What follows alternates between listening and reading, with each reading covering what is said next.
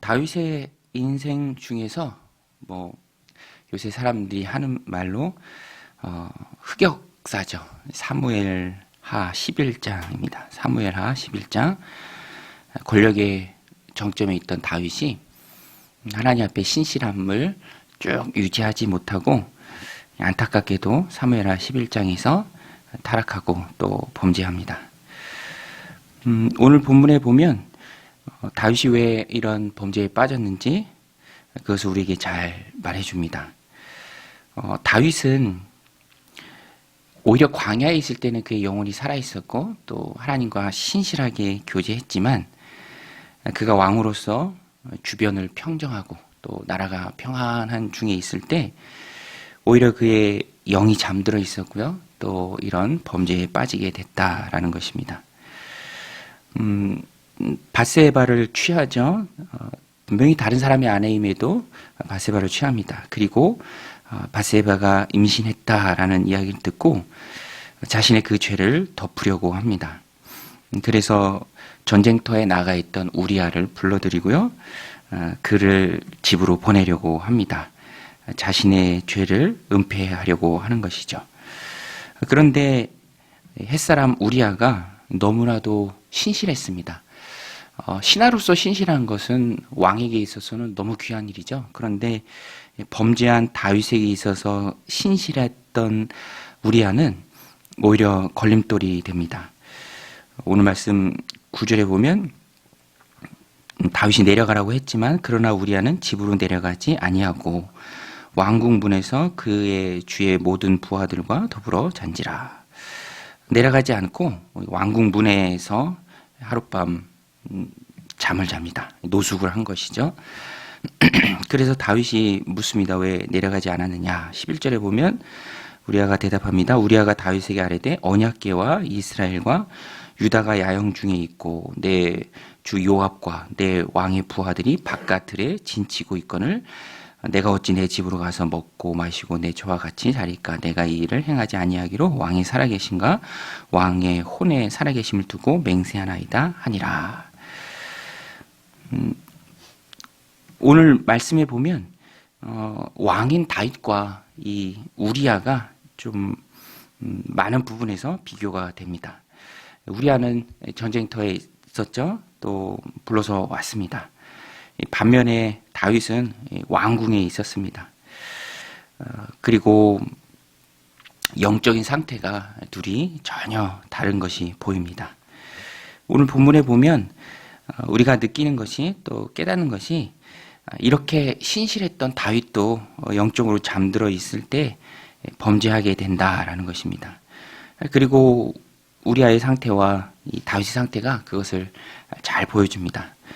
우리아는 이렇게 밖에서 왕궁 문 앞에서 자고 또 야영을 하면서 또 전쟁터 한가운데 있을 때 오히려 그 영혼이 깨어 있었죠. 그러나 오늘 본문에 보면 다윗이 1절에도 보면 그 해가 돌아와 왕들이 출전할 때가 되면 다윗이 요압과 그에게 있는 그의 부하들과 온 이스라엘 군대를 보내니 그들이 암몬 자손을 멸하고 라빠를 에워쌌고 그 다음 말이 의미심장합니다. 다윗은 예루살렘에 그대로 있더라.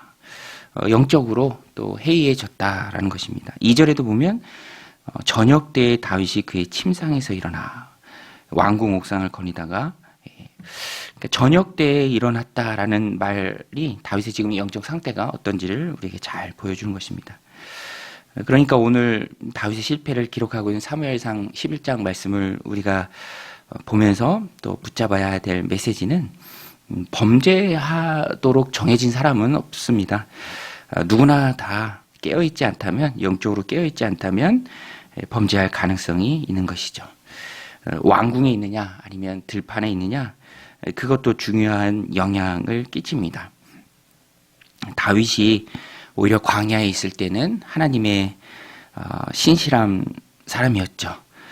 사울을 보면서도 자기를 죽이려는 사울을 보면서도 그에게 기름 부으신 하나님의 영광을 보고 차마 손대지 않았던 다윗인데 지금은 왕이 되어서 또 나라가 평안하니 다른 부하들, 신하들 다 전쟁터에 나가 있을 때 예루살렘이 그대로 있고 또 저녁 때쯤 침상에서 일어나는 그런 영적으로 잠들어 있는 모습이 있을 때 그것이 필연적으로 범죄함으로 이어졌다라는 것입니다.